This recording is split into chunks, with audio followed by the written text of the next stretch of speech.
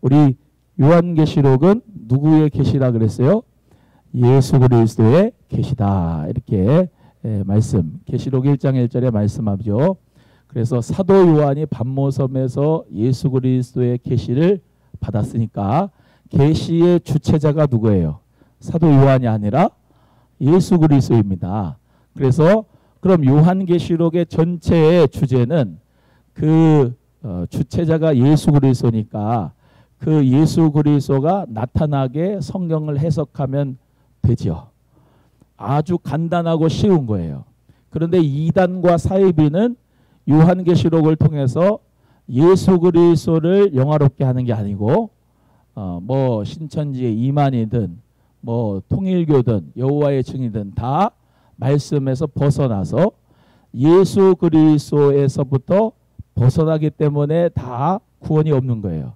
그래서 예수 그리스도 안에서 우리는 구원을 받습니다. 그리고 요한계시록도 성령님이 감동해서 사도 요한에게 보여줬기 때문에 저와 여러분 안에도 성령님이 거하시니까 성령님의 감동으로 예수 그리스도를 바라보며 성경을 읽으면 하나도 어려울 게 없습니다. 그래서 우리 모두가 요한계시록은 반드시 속히 될 일이라고 말씀하시기 때문에 저와 여러분은 이제 요한계시록만 예언이 성취되면 다 성취가 되는 것이기 때문에 저와 여러분은 이 요한계시록의 말씀을 읽고 듣고 지키는 자로 복 있는 자가 되시기를 주님의 이름으로 간절히 소원합니다. 그래서 오늘 이 요한계시록을 같이 함께 나누겠는데 요한계시록 주제가 있습니다. 한번 읽어보겠습니다. 시작. 종말의 대환란과 그리스도의 궁극적 승리 있습니다. 여기 보세요. 예수 그리스도의 계시가 우리 요한계시록에 있는데 예수 그리스도가 재림하셔서 그걸로 끝이 아니고 재림하셔서 이제 시간 순서는 천년 왕국이 있어요. 뭐가 있어요? 천년 왕국이 있어요. 천년 동안 무저갱이 있어요. 무저갱에 온수 마귀가 옛뱀이 용이 갇혀요. 천년 동안. 그리고 난 다음에 천년이 끝나잖아요. 요한계시록에 있는 내용이에요. 끝나면은 백보자의 심판이 있어요. 백보자의 흰 보좌 앞에 심판이 있단 말이에요. 그 심판은 안 믿는 자들의 심판이에요. 그걸 둘째 사망이라고 얘기를 해요. 둘째 사망. 뭐라고요? 둘째 사망. 그러면 첫째 사망도 있을 거 아니에요? 그죠? 둘째 사망 있으면 첫째 사망이 있잖아요. 오늘 이 요한계시록의 말씀을 읽으시면서 집에 가서 21장은 금방 다 읽어요. 쭉 읽으시면 좋겠어요. 원래는 읽으시고 와야 되는 거예요. 그래서 이 첫째 사망이 뭐냐면은 이미 예수 그리스도가 재림하면 첫째 부활에 참여하는 자는 구원을 받고 천년왕국에 들어가는데 그게 그 부활 때에 예수 그리스도 재림할 때 나팔 불 때 나의 이름이 울려 퍼지지 못하면 그게 첫 번째 사망이에요. 두 번째 사망, 둘째 사망은 완전히 끝나는 거예요. 죽는 거예요. 둘째 사망이라고 하는 것이 이제 오는데 그 백보자 심판에서 안 믿는 자의 심판을 받아요. 그래서 예수 그리스도 믿는 사람은 영원한 생명이 내 안에 있어요, 없어요? 있지요. 예수 그리스도 안에 영원한 생명이 있기 때문에 우리도 성령 안에서 영원한 생명을 가지고 있어요. 그런데 이 예수 그리스도 함께하는 이 생명이 영원토록 함께 우리 모두가 살아가게 될 줄로 믿습니다. 그래서 예수님이 나는 부활이요 생명이다. 내가 곧 길이요 진리요 생명이다. 예수님이 말씀하신 거예요. 예수님 외에는 생명이 없어요. 예수 그리스도가 영원한 생명이에요. 요한복음 3장 16절 외우잖아요. 하나님이 세상을 이처럼 사랑하사 독생자를 주셨으니 이는 저를 믿는 자마다 멸망치 않고 뭘 얻어요? 영생을 얻게 하려 하십니다. 영원한 생명을 얻는 거예요. 그래서 이 영원한 생명을 그냥 받는 건 아니고 주님의 은혜로 받는데 믿음으로 구원을 받아요. 뭘로 받아요? 믿음으로. 그래서 예수 그리스도를 믿는 믿음으로 말미암아 구원받은 거를 중생, 거듭났다라고 하는 거예요. 그래서 거듭나지 성령으로 거듭난 사람이 하나님 나라를 볼 수가 있어요. 요한복음 3장에서 쭉 말씀하는 대로. 근데 성령으로 거듭나지 않은 사람은 예수를 그리스도라고 시인할 수가 없어요. 저와 여러분은 예수님을 그리스도라고, 메시아라고, 나의 구세주라고 믿지요? 그렇기 때문에 우리 안에는 성령님이 계시는 거예요. 성령님이 거하시는 사람은 뭐가 있어요? 영원한 생명을 가지고 있어요.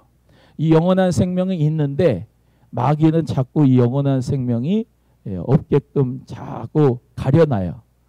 그래서 내가 구원을 받았나 안 받았나 의심하게 만들고 자꾸 구원의 확신에 없어지게 만들고 늘 불안하게 만들어요. 그러나 성령님은 내 안에서 계속해서 말씀하시는 거예요. 사랑하는 아들아, 사랑하는 종아, 사랑하는 딸아, 두려워하지 말라. 내가 너와 함께한다. 임마누엘 역사로 함께 하시는데 이 예수 그리스도를 믿는 믿음으로 말미암아 우리가 구원받는 역사 가운데서 우리 속에 성령께서 법을 하나 주셨는데 그리스도의 법을 줬어요. 그리스도의 법을. 그러니까 내가 자유의 법을 받았지요. 자유의 법을 받았는데 이거는 내 마음대로 하는 게 아니에요. 그리스도 안에서 자유하고 법이 있는 거예요. 우리 미국도 한국도 자유가 있지만 뭐 안에서 있어요? 법 안에서 있잖아요. 법치주의 안에서. 예수 그리스도 믿는 사람이 내 마음입니다. 내 마음대로 자유롭게 신앙생활하는 게 아니고 여러분 안에 성령께서 그리스도의 법을 주셨어요.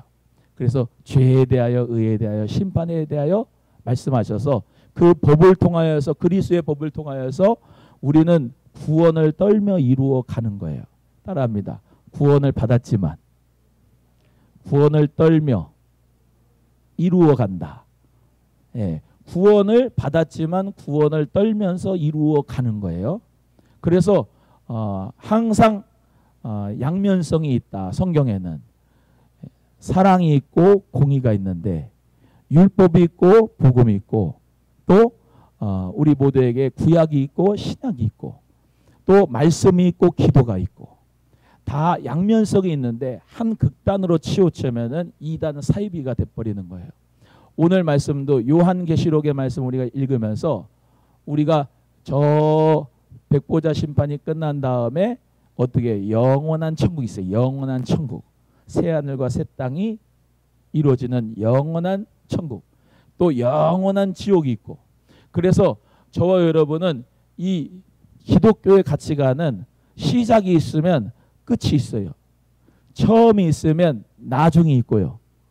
이 불교 사람들은 윤회적인 사고와 세계관을 가지고 있어요.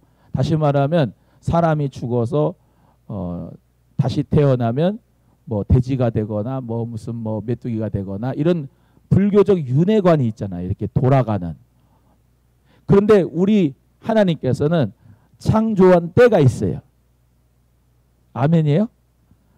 마칠 때가 있어요. 이 온 세계를 하나님께서 새 하늘과 새 땅으로 바꾸실 때가 있다이고요. 그래서 시작과 마침, 처음과 나중, 창조와 이 결론, 결말, 이 역사가 완성의 역사가 있다. 그래서 기독교적인 세계관은 직선적인 세계관이에요. 따라합니다. 창조, 크게 창조, 타락, 구속, 완성. 그래서 네 가지의 이 시점으로 창조, 타락, 구속, 완성으로 가는 거예요. 그래서 창조는 이미 하나님이 하셨고 타락은 원죄로 말미암아 타락했고 아담의 범죄로. 그래서 인간에게 모든 죽음이 찾아왔고 그런 가운데 2000년 전에 예수 그리스도가 핏값으로 우리를 구속하셨고 그 예수 그리스도를 믿는 자마다 구원을 받고 그 구원과 완성에서 지금 가고 있는 중이다. 이해가 되시면 아멘. 그래서 이 요한계시록은 완성으로 가는 길에 말세 지말에 있는 저와 여러분이 읽어야 될 책이 바로 이 요한계시록이다. 예수님 십자가 못 박아 죽으셨잖아요.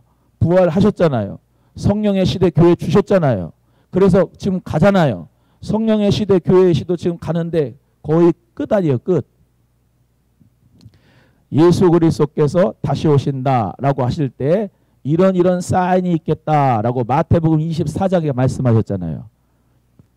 사인은 뭐예요? 징조잖아요. 징조.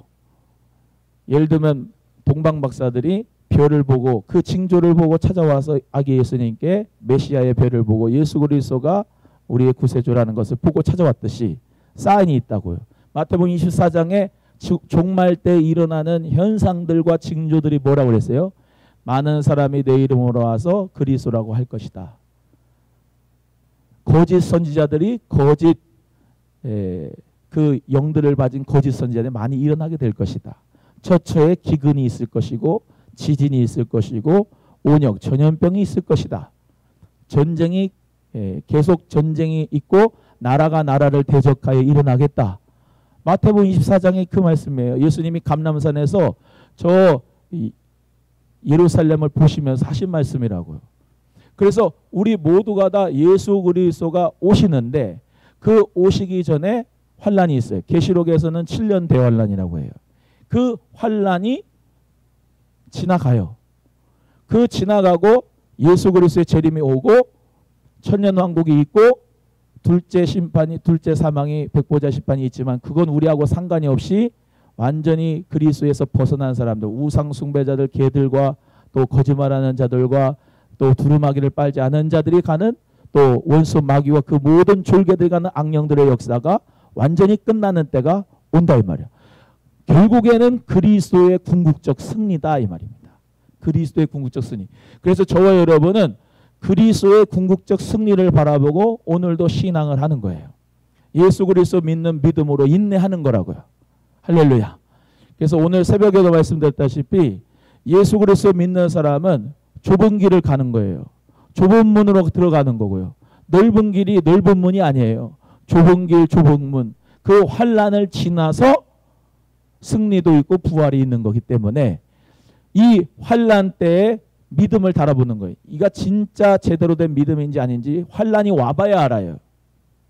예를 들면 초대교회 때도 마찬가지네. 핍박과 박해가. 우리 한국교회도 일본이 와가지고 쳐들어오고 공산당이 쳐들어오고 그러고 핍박과 환란이 와보면 진짜와 가짜가 구별되잖아요.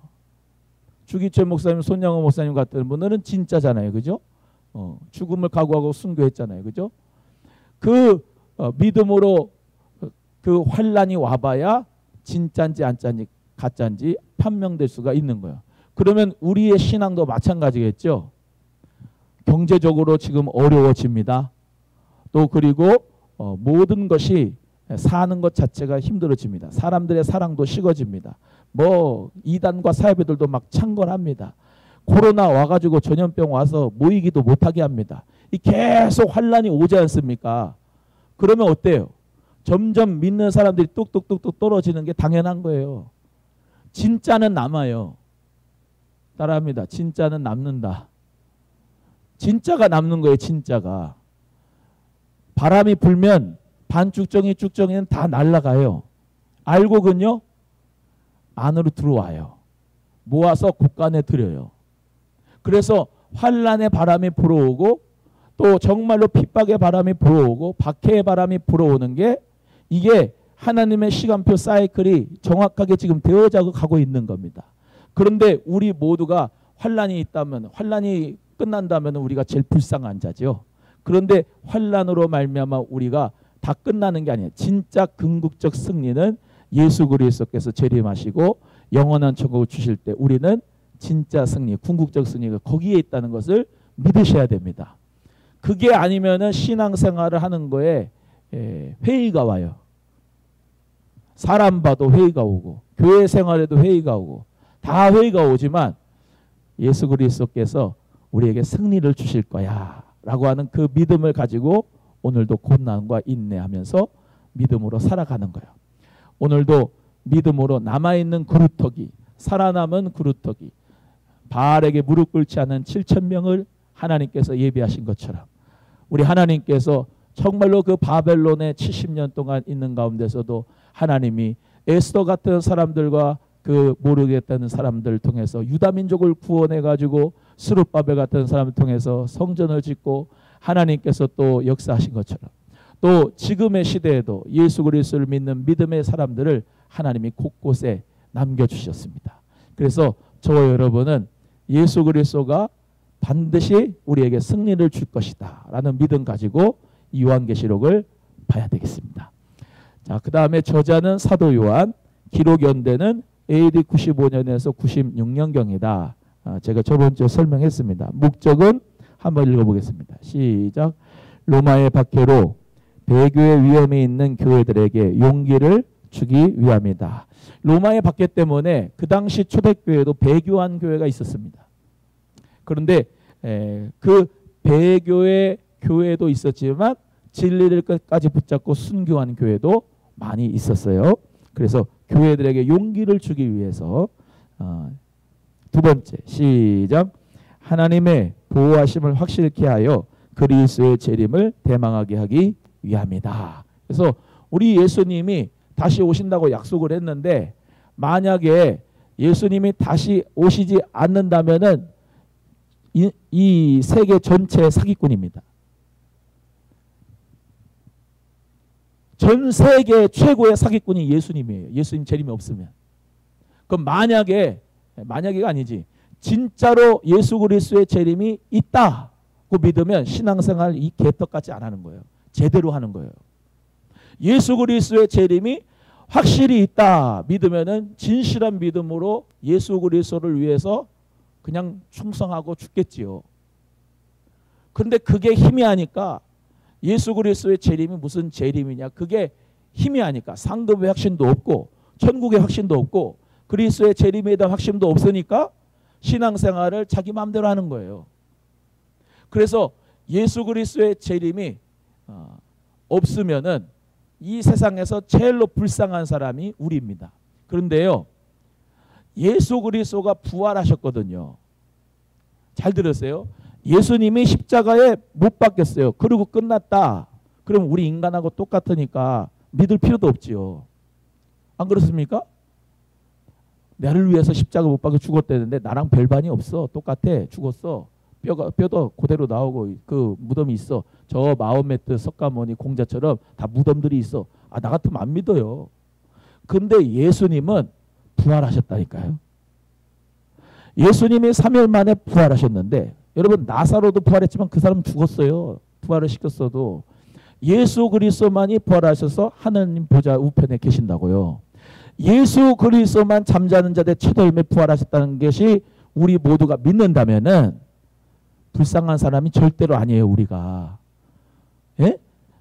예수 그리스도 때문에 우리는 정말로 그 부활의 생명을 믿기 때문에 이 세상에서 최고로 복받은 사람이 저와 여러분이에요. 아멘입니까? 그래서 주일날은 왜 주일날을 지키느냐? 종교적으로 지키는 게 아니라고 제가 늘 말씀드리잖아요. 예수 그리스도가 그날 부활하셨기 때문에 나도 부활할 것이다. 예수 그리스도께서 재림하시면 나팔 불 때 오지수의 이름이, 이대복의 이름이, 구선미의 이름이, 여러분의 이름이 울려 퍼질 것을 믿고 우리가 부활의 그 주일을 늘 기념하는 거예요. 그래서 예수의 죽음이 나의 죽음이고 예수의 부활이 나의 부활이다. 이 신앙으로 주일날을 지켜서 예배를 드린 거예요. 안식일날 드리지 않고 주일날. 세상 사람들은 그날이 빨간 날이고 공휴일이고 노는 날이고 쉬는 날이고 하지만은 저와 여러분 그날은 무슨 날이냐면 예수 그리스도를 우리 모두가 다 믿으면서 그날 하나님, 예수님, 성령님께 예배하는 날이고 할렐루야. 또 성령 안에서 우리가 교회의 세계가 천국이니까 천국의 모형이거든요. 그래서 교회의 세계 안에서 서로 사랑하고 음식을 먹으면서 서로 교제하고 그러면서 하나님 말씀을 배우고 예수님의 사랑으로 교제하고 할렐루야. 그래서 주일을 예수 그리스도의 그 부활을 기념해서 우리가 믿음으로 섬기고 예배하는 것이다 하는 거예요. 그래서 저와 여러분 모두가 다 하나님 앞에 이 믿음 가지고 모이는 교회, 흩어지는 교회의 균형을 잘 이룰 수 있기를 주의 이름으로 소원합니다. 그래서 오늘 본문 말씀에 나오지요. 요한계시록 7장 9절에서 12절 말씀인데 여기 보세요. 천국에는 기도가 없어요. 천국에는 찬양만 있어요. 따라합니다. 천국에는 찬양만 있다. 천국에는 찬송 소리만 있어요. 찬양만 있어요. 오늘 본문 말씀에 나온 것처럼 요 앞에는 뭐 루벤 지파 12,000명, 뭐 유다 지파 12,000명, 뭐 무슨 갓 지파 12,000명 이렇게 쭉 있잖아요. 예? 그래서 야곱의 12아들이 12지파예요. 근데 12지파인데 한 지파에 12,000명씩 12지파 곱하면 14만 4천 명인데 그 14만 4천 명이 문자적인 숫자가 구원받는 게 아니라 그거는 완전수를 의미합니다. 12는 완전수예요. 그래서 구약의 신약의 그리고 이전에 그리고 지금 현재 오고 오는 세대에 우리 예수 그리스도를 믿음으로 말미암아 구원받는 모든 하나님의 자녀들을 이 입맞은 자다, 성령으로 입맞은 자다라고 하는 것이에요. 따라합니다. 14만 4천은 무자적 숫자가 아니다. 시작.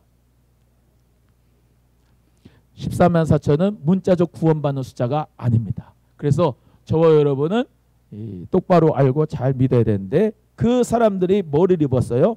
각 나라 족속 백성 방언에서 능히 셀 수 없는 큰 무리가 있어요.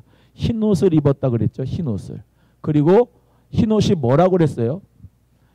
흰옷의 의미가 뭐라고 성경이 계시록에 다 기록됐어요. 13절 14절.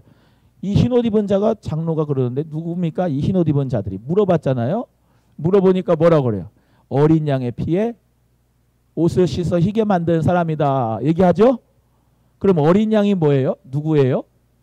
어린 양이 예수님이죠. 왜? 세례 요한도 예수님이 쫙 지나가는데 보라 하나님의 어린 양이로다. 사도 베드로도 베드로전서 1장 2장 쭉 보시면 흠없고 점없는 어린 양의 피로 우리가 씻음 받았다. 예수 그리스도로 말미암아 우리가 보혈로 씻음 받았다는 거예요. 어린 양은 깨끗해요. 깨끗해. 좀 어른 양들은 조금 좀 시꺼매요. 그래서 어린 양이란 표현은 그렇게 죄가 없으시다. 깨끗하다는 예수님을 의미하는 거예요. 그래서 예수 그리스도의 보혈의 피로 씻음 받은 사람이 흰옷을 입은 사람이에요. 이해가 되십니까? 예. 그래서 그 사람들이 손에 종려나무 가지를 들었대요.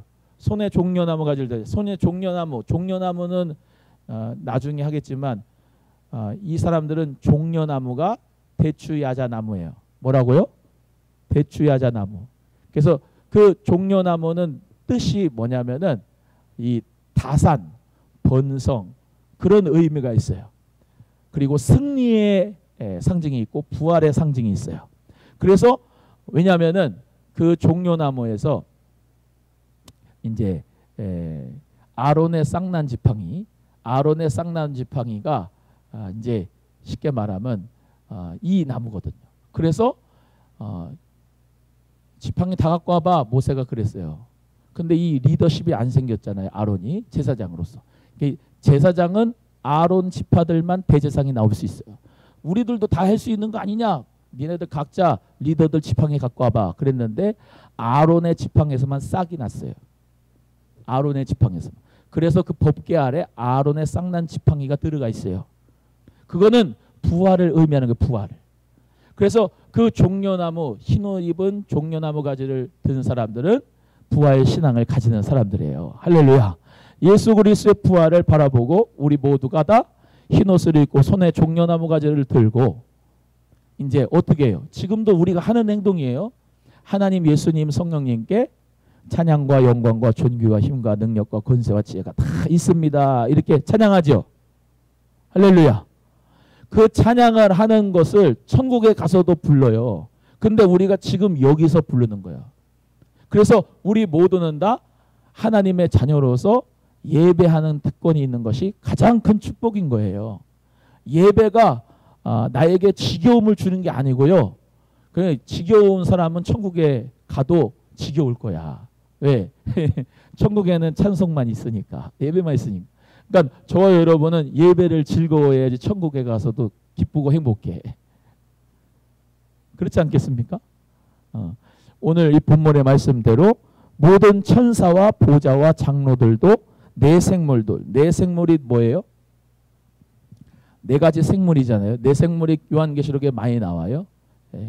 그래서 사자, 독수리, 또 사람 같으니 인자 같으니라 그러죠. 예? 사자, 독수리, 또 인자 같으니 그러잖아요. 그죠? 그리고 소. 이 네 가지의 생물, 네 가지의 생물이 영물.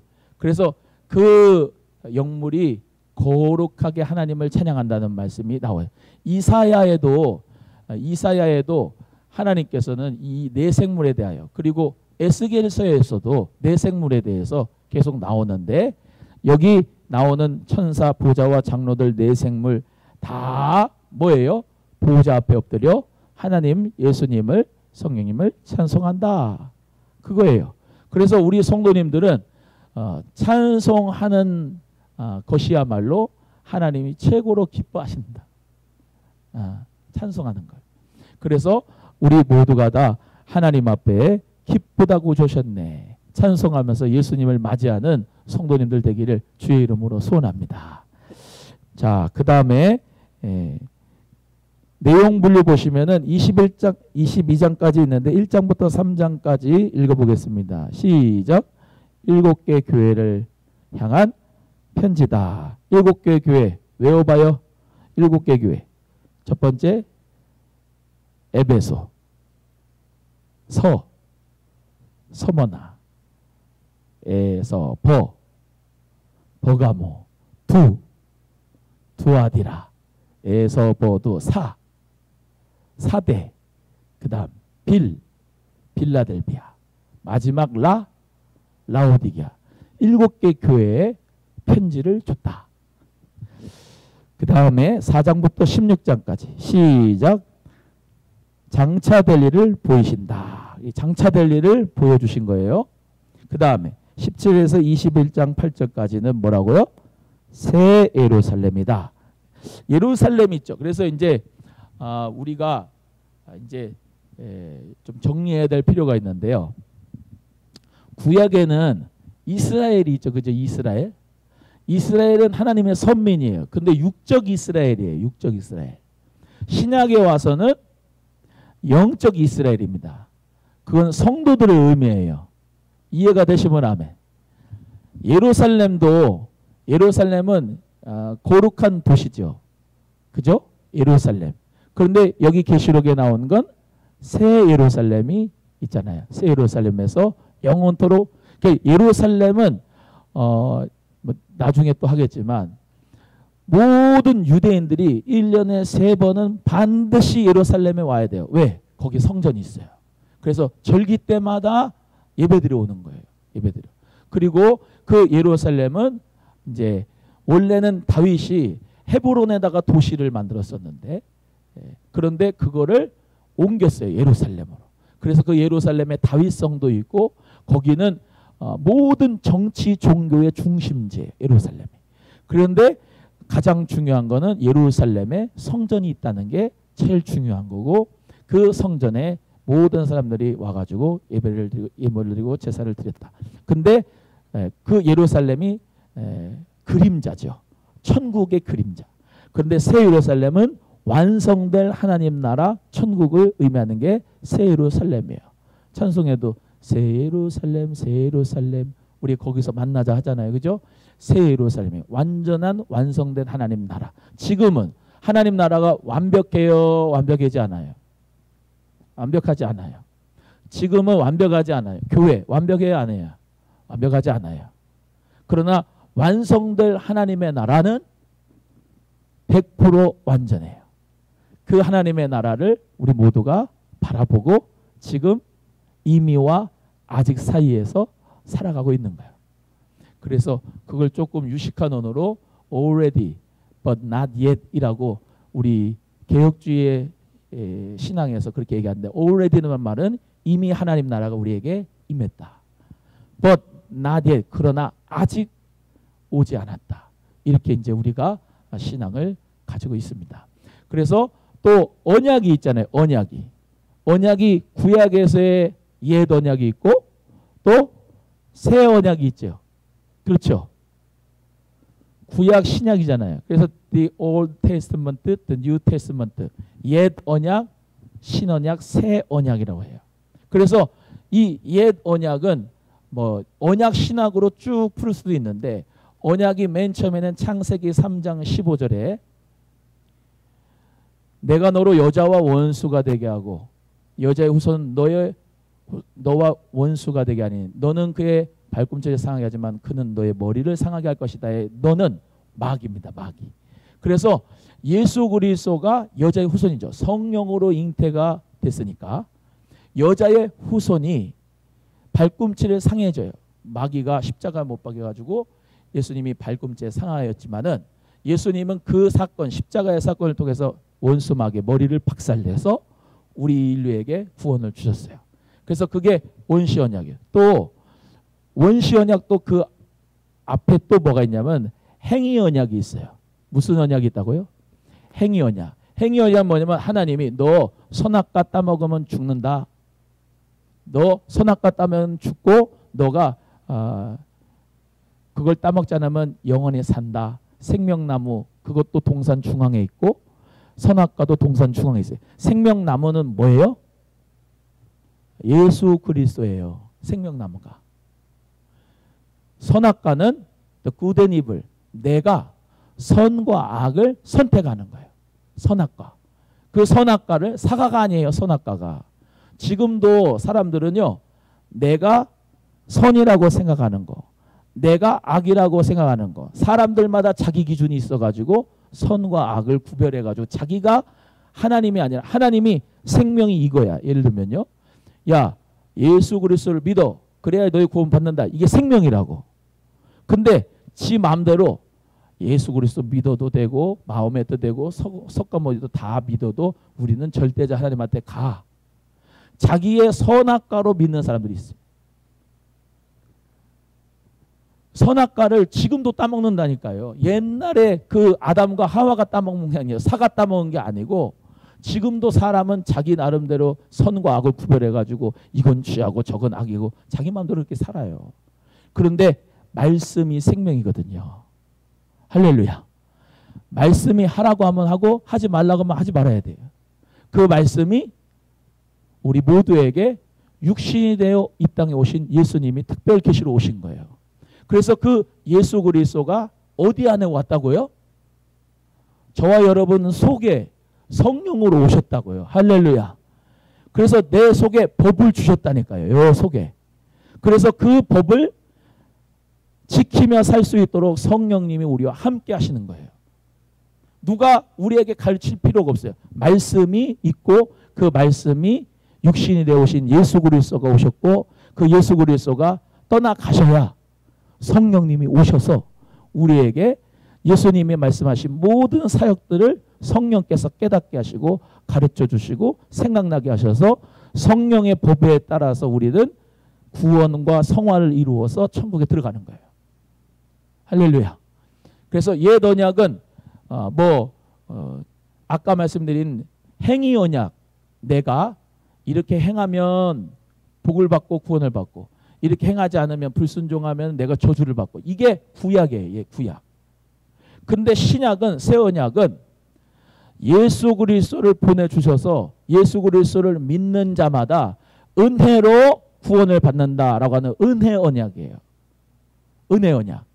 이해가 되시죠?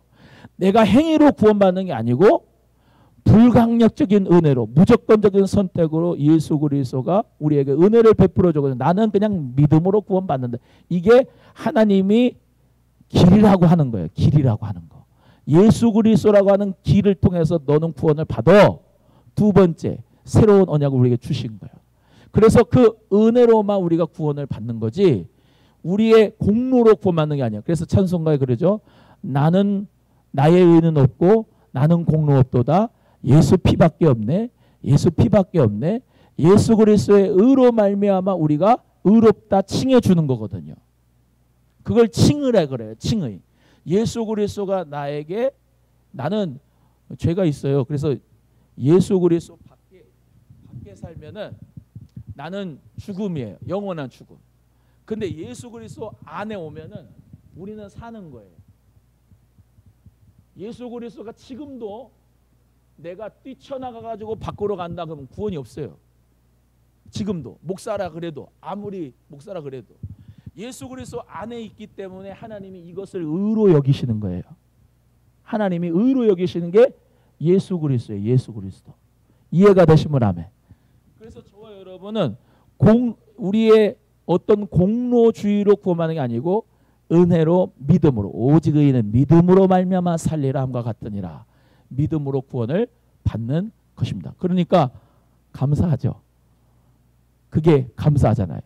그래서 그 성령께서 우리에게 늘상 이 새로운 계명을 주셨어요. 새로운 계명이 뭐예요? 또 이제 지금 새 것 얘기 다 하고 있잖아요. 옛 것하고 새 것. 옛 것은 계명이 있어요. 예를 들면 모세오경이 토라죠. 그게 율법이에요. 그리고 계명이 있어요. 그 계명은 이 율법을 지키기 위해서 613가지의 계명이 있어요. 10계명이 있어요. 10계명. 10계명이 있는데 그 10계명이 계명이에요. 그리고 세 번째 율례나 또는 규례가 있는데 그 10계명을 지키기 위한 613가지의 조문이 있는 세칙들이 그게 율례와 규례예요. 그래서 성경의 구약성경에 보면 내가 율법을 119편에 시편 119편에 그게 많이 나와요. 율법, 율례, 규례, 계명 그게 나오는데 예수님이 딱 두 가지로 말씀하셨어요. 내가 너에게 새 계명을 주노니 하나님을 사랑하고 이웃을 내 몸과 같이 사랑해라. 이 새 계명을 지키는 자가 구원이 있어요. 요한 1서 2서 3서 요한계시록이 요한이 쓴 거 아니에요? 요한 1서 2서 3서 쭉 읽어보면 뭐라고 해요? 내 계명을 지키는 자가 나를 사랑하는 자다. 할렐루야. 예수님이 주신 새 계명을 그대로 지키는 자가 구원이 있는 거예요. 거꾸로 얘기하면 하나님을 사랑하고 이웃을 사랑하는 그 삶의 실천에 있는 모습이 구원의 역사겠다. 근데 그게 상호 배치되거나 이율 배반적이지 않습니다. 예수 그리스도를 믿으면 성령이 우리와 함께 하셔서 하나님의 사랑을 가르쳐 주시고 이웃을 사랑하라고 가르쳐 주세요. 내 속에서. 그러지 않아요? 용서하라고 막 성령님이 막 하시는 거야. 우리 속에서. 저건 좀 미워. 근데 내 인간적인 생각으로 미운데 성령님은 자꾸 용서하라고 그러는 거야. 이해해 주라고 그러는 거야. 불쌍히 여겨주라고 그러는 거야. 말씀을 통해서. 할렐루야. 그러니까 자연적으로 당연히 계명을 지킬 수밖에. 왜? 예수님을 사랑하니까. 예수님을 사랑하는 자는 계명을 지키니까. 중생이 됐으니까. 내 공로가 아니고 예수의 피 공로인데 못 사랑할 사람이 누구고 못 용서할 사람이 누가 있어요. 나 같은 죄인도 예수님이 핏값 주고 사랑하셨는데 누구를 용서를 못해. 성령님이 가르쳐 주는데. 그래서 저와 여러분은 절대로 이게 이율배반적이 아니고 다 세트로 가는 거예요. 세트로. 새 예루살렘, 새 언약, 새 계명, 신약 이게 세트로 가요. 그런데 구약을 무시하느냐? 그렇지 않아요. 율법 안에 복음이 있어요. 복음 안에 율법이 있고요. 공의 안에 사랑이 있고요. 사랑 안에 공의가 있어요. 이해되시면 아멘. 법 안에 은혜가 있어요. 여러분 법을 준 거는요. 우리 하나님이 모세오경 통해서 법을 줬잖아요. 레위기에. 법을 준 거는 하나님이 사랑하기 때문에 법을 준 거예요. 예를 들면 문둥병에 걸렸어요. 응? 문둥병에 걸렸는데 또는 뭐 출산을 했어요. 여성이 출산을 했어요. 그러면 격리를 시키라고 그랬거든요. 격리를 시키라고 하는 것은 왜냐하면 이 전체 공동체를 사랑하기 때문에. 왜? 격리 안 하면은 서로 전염병이 돌기 때문에. 그럼 많이 죽잖아요. 그러니까 하나님이 법을 줘가지고 그거를 이렇게 바운더리를 만들어 놓은 거예요. 이해가 되시겠죠? 그래서 법이라고 하는 것은 하나님이 우리를 사랑해서 준 거예요. 그러니까 답답한 거예요? 아니면 그 법을 지키면서 살아갈 수 있도록 해야 되겠어요? 교회 생활도 마찬가지예요. 수요일날 예배 오세요. 금요일날 기도하세요. 주일날 오후 예배 드리세요. 근데요, 예를 들면 이렇거든요. 큰 교회를 가면은 금요 기도회 주일 오전 오후 예배는 안수 집사는 무조건 참석해야 됩니다. 그게 내규로 돼 있어. 내규로. 누구 교회 정관 내규로 돼 있다고요. 교회들마다 다 내규로 돼 있어. 그게 뭐 때문에 그런 거죠? 그분이 기도 생활을 잘해서 성령 안에서 신앙생활을 풍성하게 잘하기 위해서 어떤 강제성을 준 거 아니에요. 그렇죠? 그 법칙을 보면은 왜 이렇게 나를 조이나 이렇게 할 수 있는데 그거를 잘 따지고 살펴보면은 내 신앙생활의 건강을 위해서 영적인 성숙을 위해서 그렇게 내규를 만든 거 아니겠어요? 근데 내용 형식이 있다면 내용을 이렇게 만들 수 있는 거는 겉에 딱지 형식인데 그 형식만 너무 난무하다 보면은 내용이 빈약하다 보면 신앙생활이 종교생활로 변질돼 버리고 말아요. 내용이 중요한 거예요. 내용이. 그렇잖아요. 아무리 박스가 좋은데 선물을 받았는데 그 내용에 그런 거 있죠. 왜 박스는 이따만 한데 내용은 요만해. 그러면 속았다 이 생각이 좀 들잖아요. 그러니까 형식도 형식이지만 내용이 중요하고 그 내용을 담을 수 있는 형식도 중요한 거죠. 이해를 하시겠습니까? 그래서 저와 여러분은 하나님 앞에서 이 요한계시록에 나오는 이 말씀대로 정말로 성령 안에서 새로운 언약의 일꾼이 되어서 또 새 예루살렘을 바라보는 사람들이 되고 복음으로 말미암아 구원받은 새로운 영적 이스라엘이 된 줄로 믿고 그렇게 믿음 생활을 잘할 수 있기를 주님의 이름으로 소원합니다. 그래서 로마서 2장 29절을 제가 말씀을 항상 드리는데 표면적 유대인이 유대인이 아니고 이면적 유대인이 유대인이다. 쉬운 성경으로는 성령으로 할례 받은 사람들이 참 이스라엘이다라고 로마서 2장 29절에 말씀해요. 그래서 우리 모두 다 그렇게 믿어요. 성령으로 변화받은 사람이 진짜 이스라엘이다. 아멘이요? 네. 그래서 새 예루살렘은 새 이스라엘이 들어가는 거예요. 새 예루살렘. 새 언약은 저 신천지 이만희가 말은 하나님 앞에 내가 직통계시 받은 게 새 언약이 아니란 말이야. 이만희가 받은 거는 지가 직통계시 받아가지고 그게 새 언약으로 가는데 그게 아니고 새 언약은 또 얘기합니다. 은혜 언약이다. 구약의 언약은 행위 언약이다. 그래서 우리 모두 다 예수 그리스도의 은혜로 구원받는 사람들이다. 그 믿음을 딱 가지고 있으면 거기서 좌로나 우로나 치우치지 않는 우리 성도님들 되기를 바랍니다. 마지막 21장, 22장은 완성될 하나님의 나라다 그랬습니다. 완성될 하나님의 나라, 그 나라가 21장 20절에 나와요. 자, 우리 칼럼 한번 읽고 그러면 이제 마치려고 합니다. 읽어보세요. 구름 속으로 예수님의 얼굴이 보여요. 시작. 문 밖에 서서 두드리신다고 했을 때 나는 그저 마음의 문고리가 내 안에 있는 것이로만 여겼었지.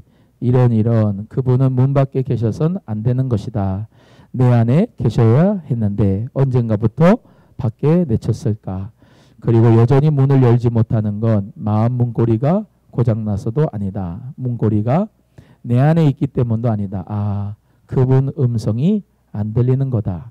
수많은 삶의 소음과 욕심에 막혀 그 울림이 내게 없는 거다. 구름 타고 오신다는데 그분을 볼 수가 있을까? 난 오늘 나의 밤모섬으로 들어가야만 한다. 그 음성을 듣고 그분과만 함께하는 그 섬으로. 아멘. 그래서 참 사도 요한은 그 차디찬 밤모섬의 감옥에서 예수 그리스도의 계시를 받고 그분의 음성을 들었어요. 여러분 그 고난과 환난 가운데 예수님의 음성을 듣고 주님의 계시를 받았잖아요. 우리도 그런 사도 요한과 같이 나의 골방 밤모섬이 있기를 바랍니다. 그래서 참 하나님 말씀은 정확해요. 하나님께서 구하시는 제사는 상한 심령이다. 여러분 정말로 우리 예수님이 음성이 잘 들릴 때가 내가 제일 고난받을 때, 내가 제일 어려울 때, 내가 제일 힘들 때, 고통이 있을 때, 그때 주의 음성이 저 잘 들리지 않아요?